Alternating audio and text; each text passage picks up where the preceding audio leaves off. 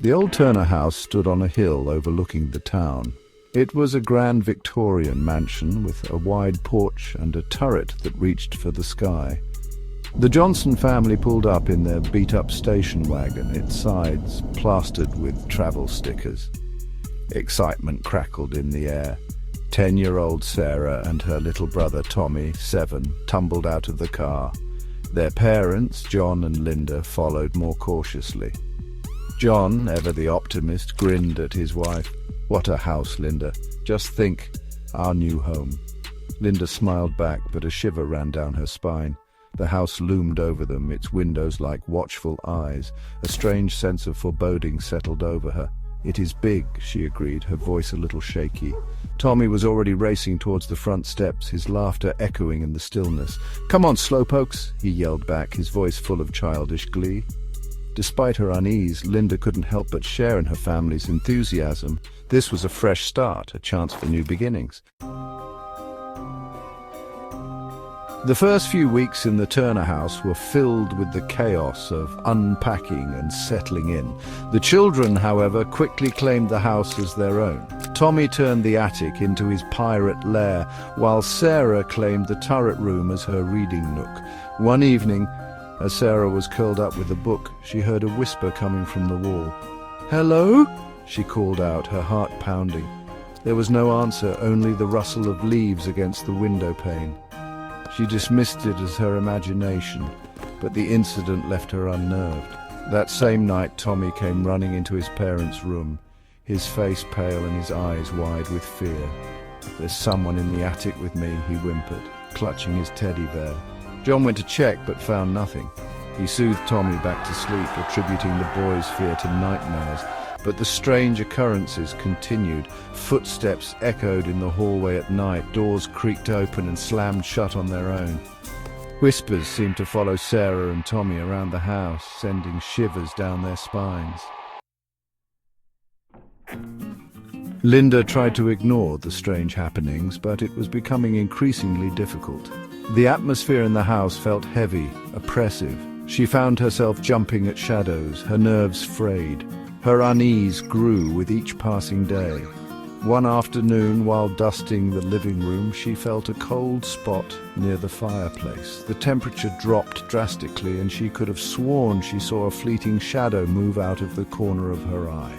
Fear, icy and sharp, pierced through her. John, ever the pragmatist, dismissed her concerns. "It's an old house, Linda," he said, his voice patient. "There are bound to be drafts and creaky floorboards." But even he couldn't deny the growing sense of unease that had settled over their once happy home. Even the children, initially thrilled with the house's mysteries, were starting to show signs of fear. Tommy refused to go to the attic alone, and Sarah's whispers about ghosts were becoming more frequent. The house, once a source of excitement, was now casting a dark shadow over their lives. One night a fierce storm raged outside. Rain lashed against the windows and the wind howled like a banshee. Sarah and Tommy huddled in their parents' room, their faces pale with fear. The storm seemed to amplify the strange noises in the house, making them even more terrifying. Suddenly the lights flickered and died, plunging the house into darkness. A scream escaped Linda's lips. As John fumbled for a flashlight, a cold wind swept through the room, and a luminous figure materialized before them. The figure was that of a young woman with long, flowing hair and sad, haunting eyes. She wore a white gown that seemed to shimmer in the darkness. Terror choked Linda's voice. "Who are you?" she whispered, her voice trembling. The figure turned its sorrowful eyes towards Linda. "I am Clara Turner," she said, her voice a mournful whisper that seemed to come from beyond the grave. "And this is my house." Section 5. Unraveling the Past. Clara's sudden appearance sent shockwaves through the Johnson family. The children clung to their parents, their eyes wide with terror. John, though shaken, tried to rationalize the situation, but the ghostly apparition before him defied all logic. Clara, her voice filled with sorrow, began to tell her story.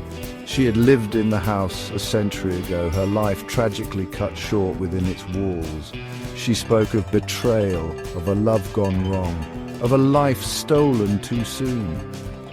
As the storm raged outside, mirroring the turmoil within the house, Clara revealed the truth behind her untimely demise. She had been murdered in the very room where they now stood, her life taken by someone she trusted. Her spirit, unable to find peace, remained trapped within the house. Section 6. A Promise Made. Linda, her initial fear giving way to a wave of sympathy for the tragic figure before her, made a promise to Clara. She vowed to help her find peace by bringing her killer to justice, even after all these years. It was a promise made in the heat of the moment, fueled by a mixture of fear and compassion. Clara, a glimmer of hope flickering in her sorrowful eyes, accepted Linda's pledge. The air in the room, thick with tension and fear, seemed to lighten slightly, as if a weight had been lifted. The ghostly apparition began to fade, her form becoming translucent. With a final mournful sigh, Clara disappeared completely, leaving behind a chilling silence.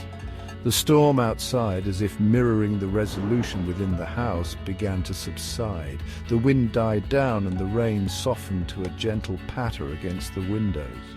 The Johnson family, still reeling from their encounter with the supernatural, huddled together in the darkness, the weight of Linda's promise hanging heavily in the air. They had made a deal with a ghost, and the consequences, they knew, were yet to be fully realized.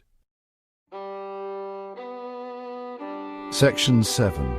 A Moment of Peace. The days that followed were strangely peaceful. The oppressive atmosphere that had permeated the house seemed to lift, replaced by a sense of cautious optimism. The whispers ceased, and the shadows no longer seemed to hold menace. Linda, driven by her promise to Clara and a newfound determination, delved into the history of the Turner house. She spent hours at the local library, poring over old newspapers and historical records, piecing together the fragments of Clara's life and tragic death. Her research led her to the name of a man, a former resident of the house, who had been suspected of Clara's murder but never brought to justice. Armed with this knowledge, Linda contacted the local authorities, hoping to finally bring closure to Clara's story. The police, initially skeptical, were intrigued by the evidence Linda presented.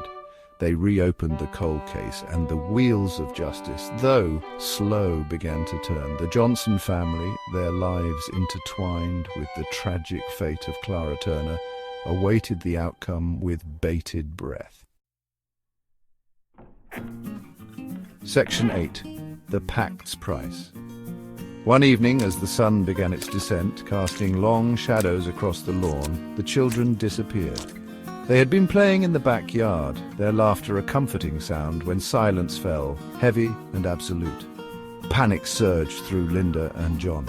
They searched frantically, their calls for Sarah and Tommy echoing through the growing darkness.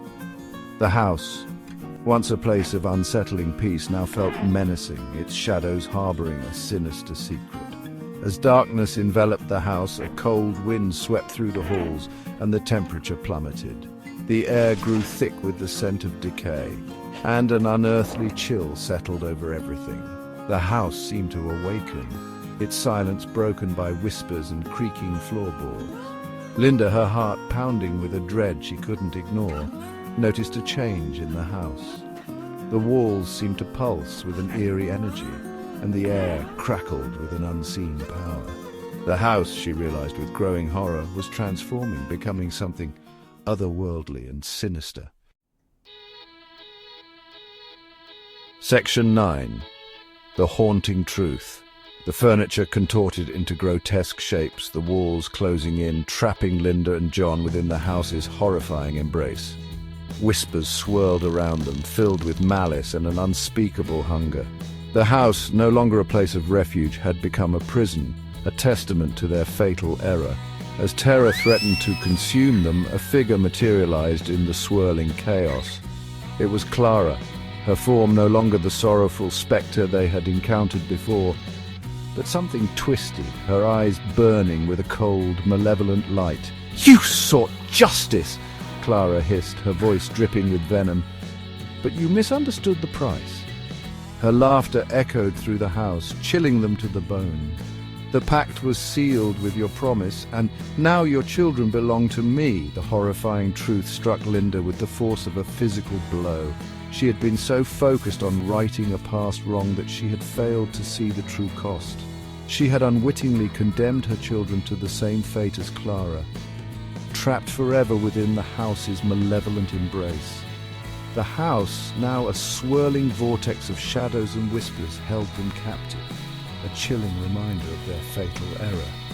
Their cries for their children echoed unanswered, swallowed by the darkness. The haunted Turner house had claimed its due, a testament to the enduring power of betrayal and the devastating consequences of promises made in the face of fear.